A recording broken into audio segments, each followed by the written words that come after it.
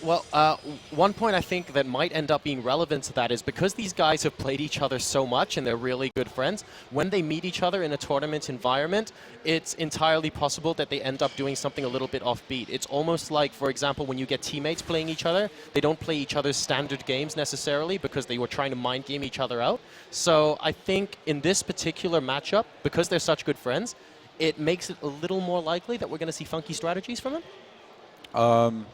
Probably not funky, but it depends in the way you mean it. I think that they're used to when they play each other. I understand what you say.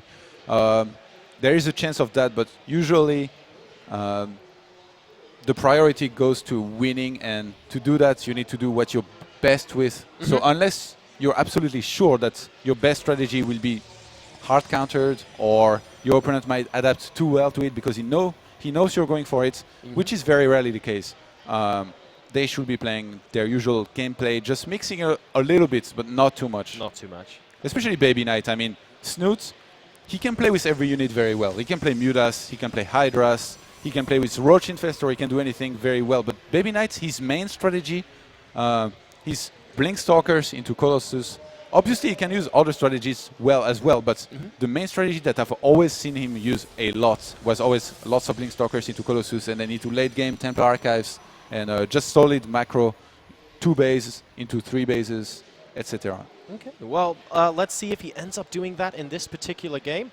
We're looking out for those Blinkstalkers Colossus. Of course, we went for that gate opening again. We have the Cybernetics core going down, 1 gas for BabyKnight so far, and we can see potential third base locations for him, of course, are either in this location with the rocks and the rock tower over to the right-hand side of his base, or he can potentially go for an alternate third towards the bottom. But the disadvantage of that is without the rocks there, it's a bigger choke point to have to hold on. And of course, with force fields and AoE units such as Colossi, it makes it potentially preferable to take that third. But it's also open to airplay if Snute decided that Mutalisks were a good way to go. Yeah, definitely. And we saw BabyKnight. He was getting ready in the first game to face off against those Mutas. In this game, he's going to open with a gateway opener, which I really like on this map, just because you have such a wide ramp at your expansion to defend. In case you go Forge, Expand, it's going to be very hard against all-ins. You have the rocks that you need to be worried about as well in case a couple of roaches come in for a run-by after sniping these rocks. So I like his opener so far. He's going to go for the quick Nexus. And Snute, he's gone for the quick Extractor again. He's going to be starting speed. Will he stop mining gas or not this time? We're going to find out here in a second. That's right, going up to 92, 96, and we are at 100 gas now. The spawning pool gets speed done almost instantaneously, and once again, Todd, still 3 workers on gas, so he's perfectly content to keep teching up a little faster. 1 Zealot and 1 Mothership Core will do some poking here. Second Queen is already in position, so Snute, he knows BabyKnight so well, you can really tell. He knows every single time that he does not see a Forge. He knows the timing at which the Mothership Core and the Zealot will arrive, which is about just after 5 minutes. So he gets his queen in position every time to defend against this. You need 2 queens to really attack this Mothership Core, to force it to pull back every time. He's remade a queen in his main in the meantime, and he's going for the Roach Run. He's still mining a lot of gas in his main. He's up to more than 100 right now. And we might see a big all-in here if he starts saving lavas. But he's actually made quite some drones on his expansion. He's up to 31 to 26 probes. Continuing to drone up at the moment. That Roach Run is about halfway complete, so we'll see what kind of aggression he looks to be doing in just a sec. A couple of Lings are going to pop by up the ramp just to see what's going on here, and a Twilight. I'm sorry, but we have a probe here at 6 o'clock, and the Overlord can see it. The Overlord can see the probe in position here. This is a big tell. I think good spot, yeah. I think Snute is going to be expecting aggression here, and he's going to do some scouting. Actually, he has an Overlord near BabyKnight's main.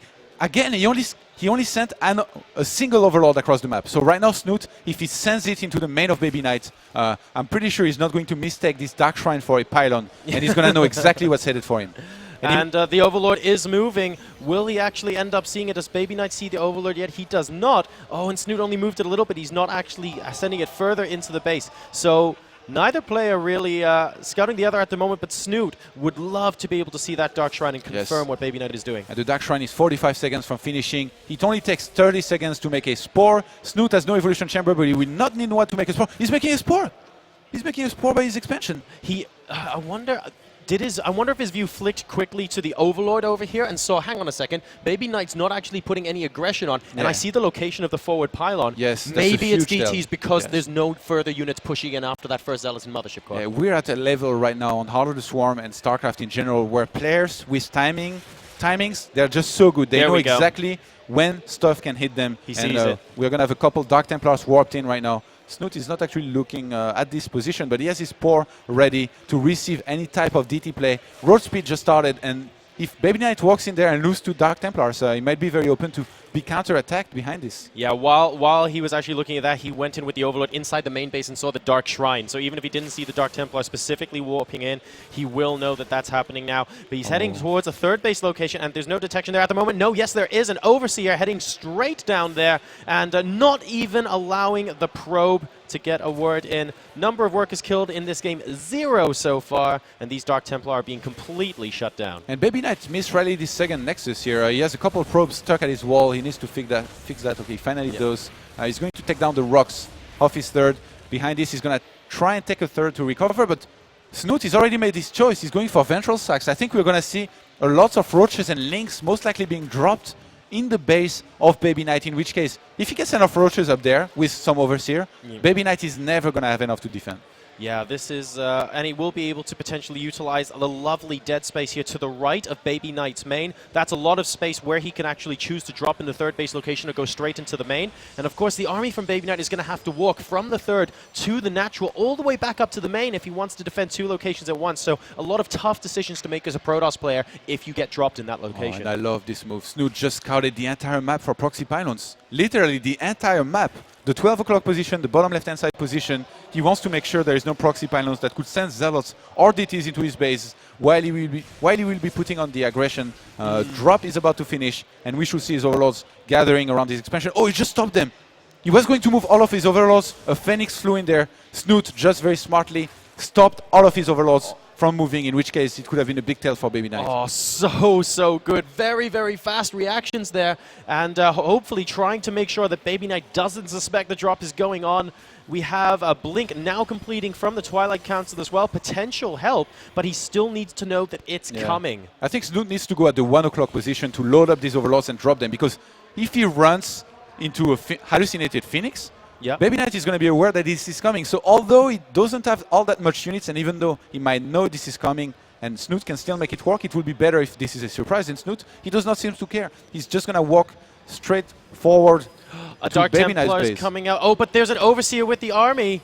Yeah, he's actually going to go chase that down. The Overlords have not been spotted yet. Is the Dark Templar going to go back and check? No, he's actually just going to be going to the Watchtower, and the Roaches are loading up. Now, at the Watchtower, does he see it at the edge of his vision? He saw a couple of Overlords moving out, and there was an Observer there as well. So BabyKnight now knows what's coming. Yeah, he's going to get himself in position to try and snap some of those Overlords. He needs Photon Overcharge on his other... Oh, nice Contaminate used on the Robo here. Oh, wow. Really, really cool stuff. Preventing the Robo from getting Immortals out while this push takes place. We have got some force fields going down at the third base, trapping some of those Roaches, but picking them up and dropping them again. And we now have an all-out battle in the third base. Force fields are not being used right now. The Archon at the front has actually disappeared. There are only Stalkers left right now. 171 to 106 supply, and more units streaming in to attack the wall. Very, very difficult position, and BabyKnight is in a lot of trouble. Yeah, the Stalkers kind of bailed out here. They blinked on the other side of those rocks. The army supply ran out. 36 for BabyKnight, 115 for Snute. BabyKnight is going to step right back in there. He's trying to save his Nexus. The Nexus is going to fall. I think BabyKnight, his best chance right now is to snipe this Overseer, whop in a couple of DTs, but his supply is falling very rapidly in this game. That's right. Snute currently up 160 to 86. The probes have been pulled from BabyKnight as well in the natural and in the third base. 28, 31, 34. It's like a cash register going up here. Number of workers killed in this game, and I think there's no coming back from this. Down to 60 supply. 48, 49, and 50 workers killed. I'm afraid this is the end. GG, and Snute takes a 2-1 lead.